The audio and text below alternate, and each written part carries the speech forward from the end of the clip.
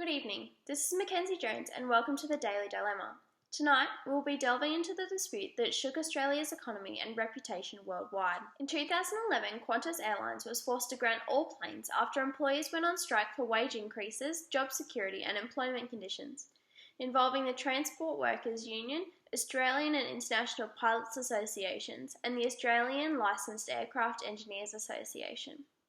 As tourism is one of Australia's largest industries, the dispute not only affected the company, but Australia's international trade, travellers, reputation, and the economy. Leading up to the dispute, Qantas had been under stress from competition in the market, a strong Australian dollar, and high oil prices, forcing a rise in airline ticket prices or a reduction in running costs. To accommodate these pressures, Qantas planned to expand into the Asian market, which would increase the company's net profit but would result in thousands of job cuts with Australian workers being outsourced for the new expansion. After unsuccessful negotiations between unions and Qantas pertaining to job security, wages and employment conditions, unions and employees began industrial action against the company to highlight the seriousness of their claims.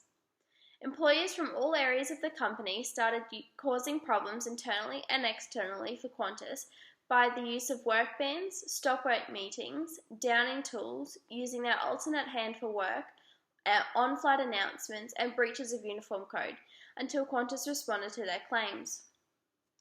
To prevent further loss to the company's reputation and customer base, Qantas grounded their entire fleet and locked out all employees involved in the dispute immediately.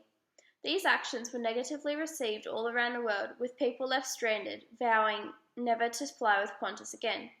As Brand Australia, the dispute had the ability to drastically affect Australia's tourism industry, resulting in the government stepping in to resolve the matter before any further damage. Many of the news forums reported the ongoing dispute, painting Qantas in a negative light due to their business decisions, resulting in their reputation being further tarnished. The dispute cost the airline heavily, with a loss of $68 million before the grounding, which contributed to the total $450 million loss in 2011 and 2012. While the national economy was not largely affected, it had the possibility to do so had the government not stepped in to resolve the dispute. Roger Powell, when talking to ABC, says, "The hotel industry has already been impacted by the cancellations, and the long-term impact will be huge," implying that not only airline passengers were being impacted by Qantas's decision, but businesses in all manner of industries around Australia. The greatest effect the dispute had was damage to the airline's reputation and subsequently affecting Australia's as well. With the Qantas symbol as Australia's brand, the tourism industry was greatly affected, with customers choosing alternate airlines or none at all. Due to the impact of the dispute on the national economy, the government referred the matter directly to Fair Work Australia for a quick resolution, which only deals with disputes of economic significance. They ruled all industrial action to stop and for the company to operate as soon as possible to save the economy and reputation from further being affected. The actions taken by the government and Fair Work Australia were fair and justified by the amount of damage that the dispute could have caused.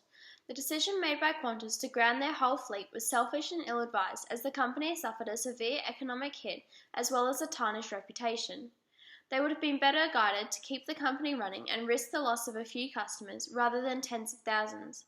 When making the decision, only the effect of the company itself was taken into consideration, and the massive collateral damage that ensued the dispute was not. The action taken by employees was lawful under the Fair Work Act, as each union had received protected action ballot papers from the Fair Work Australia, allowing for industrial action from members to take place.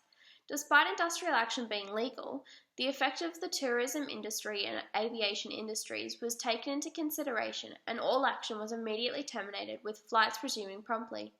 This led to Qantas and the three unions being given a 21-day period to negotiate the terms of the enterprise agreements, and if not resolved, for Fair Work Australia to determine the outcome by arbitration. The resolution of this dispute did not result in the employees receiving everything they asked for, with a lower pay rise and meeting most of the conditions. However, Fair Work ruled that job security could not enter the enterprise negotiations. Qantas suffered greatly from the dispute, which would have been less severe if they had negotiated new terms at the beginning. As Qantas is such a large company, the measures taken affected Australia's economy and tourism industry dramatically due to the widespread extent of the dispute. This could affect future industrial relation laws in finding a more rapid way of resolving industrial action to minimise the effect this would have for future disputes. It would be recommended that in order to prevent future disputes, Qantas should conduct regular surveys of what the employees want to change and for those to be taken into consideration. Any complaints should also be taken up with the company or sent to an associated body that can advise the company on the action to take, as large industrial disputes do not benefit many people. Unions would be recommended to use the threat of industrial action prior to implementation, as this would make the situation urgent for the employer but prevent employees from losing money and would help bring the situation to a resolution. It would be beneficial if Fair Work Australia's jurisdiction covered companies in Australia which have a large economic impact to ensure that there is no delay when a situation begins to get out of hand and possibly cause disastrous effects. With the changes allowing for more negotiation and peaceful methods initiating change being overseen, the economy and reputation should not suffer a loss as great as the Qantas dispute caused.